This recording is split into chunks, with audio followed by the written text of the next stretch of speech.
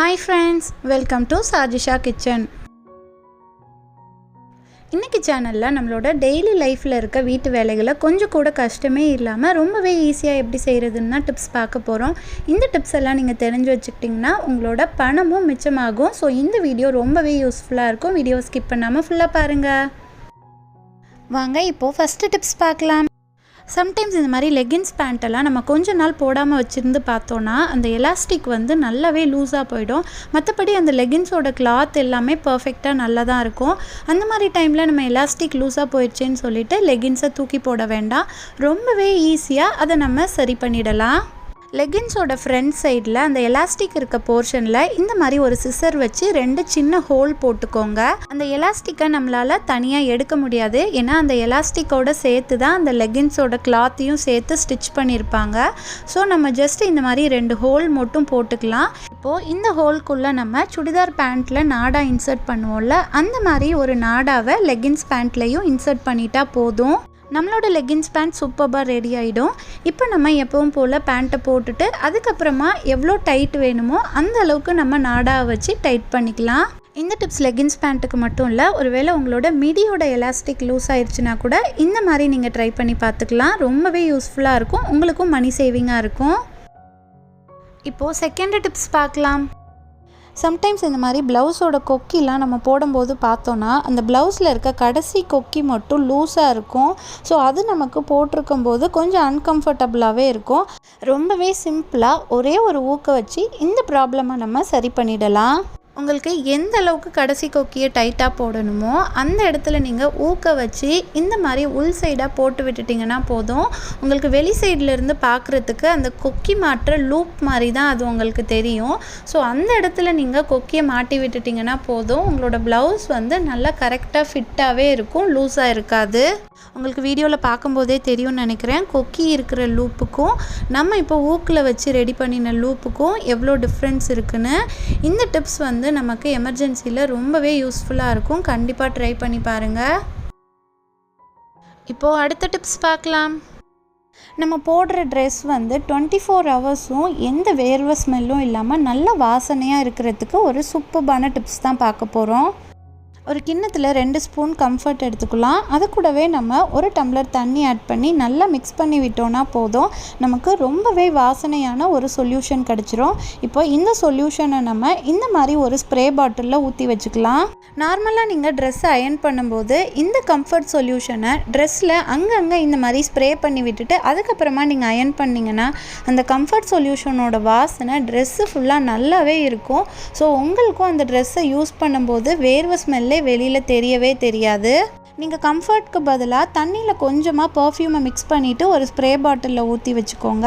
அதை கூட நீங்கள் அயர்ன் பண்ணும்போது ஸ்ப்ரே பண்ணி அயர்ன் பண்ணலாம். அப்போவும் உங்களோட ட்ரெஸ் நல்ல வாசனையாக இருக்கும். ஒரு சிலவங்களுக்குலாம் பார்த்தோன்னா எவ்வளோ பர்ஃப்யூம் போட்டாலும் கொஞ்சம் நேரத்துலேயே அந்த வேர்வை ஸ்மெல் வந்து வெளியில் தெரிய ஆரம்பிச்சிரும். அந்த மாதிரி இருக்கிறவங்கெல்லாம் அயர்ன் பண்ணும்போது இந்த மாதிரி ட்ரை பண்ணி பாருங்கள், ரொம்பவே யூஸ்ஃபுல்லாக இருக்கும். இப்போது அடுத்த டிப்ஸ் பார்க்கலாம். நம்ம எல்லாருக்குமே ஸ்வீட் கார்ன் சாப்பிட்றது ரொம்பவே பிடிக்கும். இன்றைக்கி நம்ம கேரமெல்லில் ஸ்வீட் கார்னை மிக்ஸ் பண்ணி ரொம்பவே டேஸ்டியான ஒரு ஸ்நாக் ரெசிபி தான் பார்க்க போகிறோம். ஒரு வாட்டி இந்த ரெசிபியை நீங்கள் செஞ்சு உங்கள் பசங்களுக்கு கொடுத்து பாருங்கள், திரும்ப திரும்ப கேட்டுக்கிட்டே இருப்பாங்க. நம்மளோட ரெசிபி வந்து பேனில் கொஞ்சம் கூட ஒட்டாமல் வரணுங்கிறதுக்காக நான் இன்றைக்கி ஆடி எக்கோ பேக்கோட இந்த குக்கிங் அண்ட் பேக்கிங் ட்ரே தான் யூஸ் பண்ண போகிறேன். இது வந்து 100% ஆர்கானிக்குங்கிறதுனால இதை யூஸ் பண்ணுறதுனால நம்ம ஹெல்த்துக்கும் சரி என்விரான்மெண்ட்டுக்கும் சரி எந்த கெடுதலும் வராது. இப்போ நம்ம 3 ஸ்பூன் சுகர் ஆட் பண்ணிவிட்டு கொஞ்சமாக தண்ணியும் சேர்த்துக்கிட்டு அடுப்பை லோ ஃப்ளேமில் வச்சு இந்த மாதிரி கிண்டி விட்டுட்டே வந்தோன்னா சுகர்லாம் நல்லா இந்த மாதிரி மெல்ட் ஆகிடும். அதுக்கப்புறமா நம்ம 2 ஸ்பூன் பட்டர் ஆட் பண்ணிவிட்டு அதையும் இந்த மாதிரி நல்லா மிக்ஸ் பண்ணி விட்டுட்டே வரும்போது எல்லாமே சேர்ந்து நல்லா இந்த மாதிரி நுர பொங்கி வரும். நமக்கு செம்மையான கேரமல் ரெடி ஆயிரும். கேரமலோட கன்சிஸ்டன்சி பார்க்குறதுக்கு இந்த மாதிரி தான் இருக்கணும்.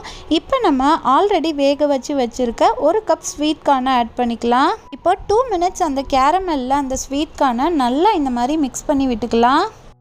இப்போ நம்ம ஒரு கிண்ணத்தில் 1 ஸ்பூன் கஸ்டர்ட் பவுடரும் அது கூடவே கொஞ்சமாக தண்ணியும் ஆட் பண்ணிவிட்டு ஒரு ஸ்பூன் வச்சு இந்த மாதிரி நல்லா மிக்ஸ் பண்ணி விட்டுக்கலாம். அப்போ தான் கட்டி இல்லாமல் அது மிக்ஸ் ஆகும். இப்போது இந்த கஸ்டர்ட் மிக்ஸ்சரை நம்ம ஸ்வீட் கார்னோட ஆட் பண்ணிவிட்டு அடுப்பை மீடியம் ஃப்ளேமில் வச்சுட்டு நீங்கள் ஒரு 3 மினிட்ஸ் மட்டும் கிண்டி விட்டுட்டே வந்தீங்கன்னா அந்த கஸ்டர்ட் வந்து கொஞ்சம் திக்காக ஸ்டார்ட் ஆகும். பாருங்கள், இந்த மாதிரி தான் நமக்கு ஒரு க்ரீமி டெக்ஸ்சரில் கிடைக்கும். ரொம்பவே டேஸ்டியான caramel custard sweet corn ready ஆயிருச்சு. நம்ம இன்றைக்கி ஆடி எக்கோ பேக்கோட cooking and baking tray use பண்ணினதுனால நம்மளோட பாத்திரத்துலேயும் கொஞ்சம் கூட ரெசிபி ஒட்டவே இல்லை. ஸோ நமக்கும் பாத்திரம் வாஷ் பண்ணுற வேலை ஈஸி. உங்களுக்கும் இந்த ப்ராடக்ட் வேணும்னா இதோட லிங்க் நான் டிஸ்கிரிப்ஷனில் கொடுக்குறேன், செக் பண்ணி பாருங்கள். இப்போது 5th டிப்ஸ் பார்க்கலாம். ஜென்ரலாக நம்மளோட வீடு ரூம்ஸ் எல்லாம் வாசனையாக இருக்கிறதுக்கு நம்ம ரூம் ஸ்ப்ரே இல்லைனா ஏர் ஃப்ரெஷ்னர் தான் யூஸ் பண்ணுவோம். பட் அதோட ரேட்லாம் பார்த்திங்கன்னா ரொம்பவே அதிகமாக இருக்கிறதுனால நிறைய பேர் வாங்குறதுக்கு யோசிப்போம். இனிமேல் யாரும் கவலைப்படாதீங்க, ரொம்பவே கம்மியான ரேட்டில் வீட்லேயே எப்படி நல்ல வாசனையான ரூம் ஸ்ப்ரே ரெடி பண்ணுறதுன்னு பார்க்கலாம். நம்ம ஆல்ரெடி ரெடி பண்ணி ஸ்ப்ரே பாட்டிலில் ஊற்றி வச்சுருந்த கம்ஃபர்ட் சொல்யூஷனை தான் நம்ம ரூம் ஸ்ப்ரேயராக யூஸ் பண்ண போகிறோம். கம்ஃபர்ட்டோட ரேட்டும் பார்க்கும்போது நமக்கு ரொம்பவே கம்மி தான். இந்த ஸ்ப்ரேயை நம்ம வீட்டில் எங்கே வேணாலும் ஸ்ப்ரே பண்ணிக்கலாம். இந்த மாதிரி பெட்ரூம், சோஃபான்னு எல்லா இடத்துலையும் ஸ்ப்ரே பண்ணிக்கலாம். எப்போவுமே உங்களோட வீடு வந்து நல்ல மைல்டாக ஒரு வாசனையாகவே இருக்கும். சம்டைம்ஸ் நம்ம நான்வெஜ் எல்லாம் சமைக்கும்போது கிச்சனில் வந்து அந்த நான்வெஜ் ஸ்மெல் போகவே போகாது. அந்த மாதிரி டைமில் கூட நீங்கள் கிச்சனில் இதை ஸ்ப்ரே பண்ணி விட்டுக்கலாம். மெயினாக கவுண்டர் டாப்லலாம் இதை ஸ்ப்ரே பண்ணி நீங்கள் தொடச்சி விட்டிங்கன்னா பூச்சிகள் கூட வராமல் இருக்கும். இந்த கம்ஃபர்ட் சொல்யூஷனை நீங்கள் பாத்ரூமில் இருக்க வாஷ் பேஷன், டாய்லெட் பேசினில் கூட அப்பப்போ ஸ்ப்ரே பண்ணி விட்டுக்கலாம். எந்த விதமான பேட் ஸ்மெல்லும் வராமல் இருக்கும். நீங்கள் பாத்ரூமில் யூஸ் பண்ணுறதுக்காகவே தனியாக ஒரு ஸ்ப்ரே பாட்டிலில் கம்ஃபர்ட் சொல்யூஷனை மிக்ஸ் பண்ணி பாத்ரூம்லேயே வச்சுக்கோங்க. எவ்ரி டைம் வாஷ்ரூம் யூஸ் பண்ணி முடிச்சதுக்கப்புறமா நீங்கள் ஸ்ப்ரே பண்ணி விட்டுக்கலாம். இப்போது அடுத்த டிப்ஸ் பார்க்கலாம்.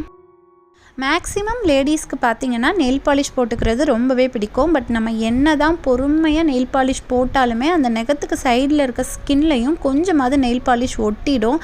அதுக்கப்புறமா அதை நம்ம தொடச்சாலுமே அந்த ஸ்கின்லேருந்து அந்த கலர் வந்து போகாது. அந்த மாதிரி ஆகாமல் இருக்கிறதுக்கு ரொம்பவே சிம்பிளாக இந்த டிப்ஸை ஃபாலோ பண்ணுங்கள். ஒரு சொட்டு தேங்காய் எண்ணெய் எடுத்துக்கோங்க. தேங்காய் எண்ணெயை ஃபஸ்ட்டு நகம் ஃபுல்லாக நல்லா அப்ளை பண்ணி விட்டுருங்க. நகத்துக்கு சைடில் இருக்க ஸ்கின்லையும் தேங்காய் எண்ணெயை அப்ளை பண்ணிவிடுங்க. தேங்காய் எண்ணெய் அப்ளை பண்ணதுக்கப்புறமா நீங்கள் எப்பவும் போல் நெயில் பாலிஷ் போட்டுருங்க. இப்போது சைடில் எப்படியும் கொஞ்சமாவது நெயில் பாலிஷ் ஸ்கின்னில் ஒட்டிகிட்ருக்கும். அந்த நெயில் பாலிஷை நீங்கள் லைட்டாக இந்த மாதிரி விரல் வச்சு தேய்ச்சாவே போயிடும்.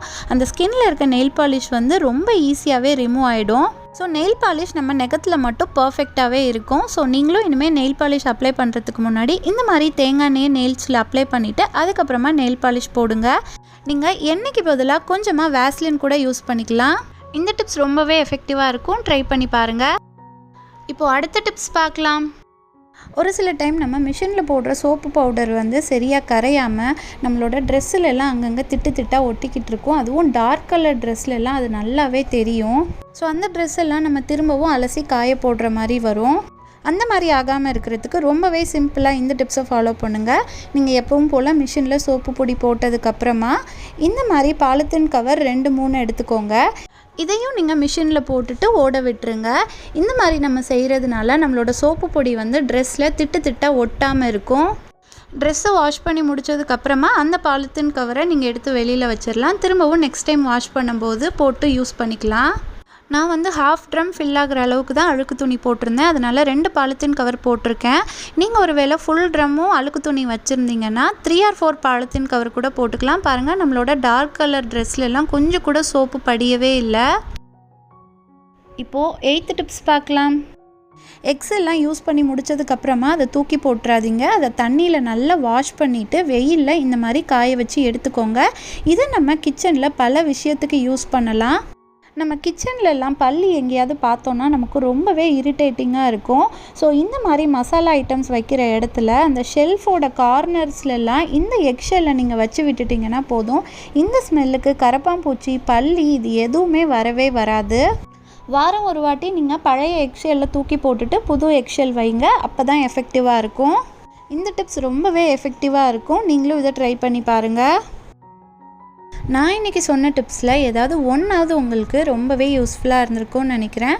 இந்த வீடியோ உங்களுக்கு பிடிச்சிருந்தா வீடியோவை லைக் பண்ணுங்கள். உங்கள் ஃப்ரெண்ட்ஸ் அண்ட் ஃபேமிலி மெம்பர்ஸ்க்கும் ஷேர் பண்ணுங்கள். மறக்காமல் சஜிஷா கிச்சனுக்கும் சப்ஸ்கிரைப் பண்ணிவிடுங்க.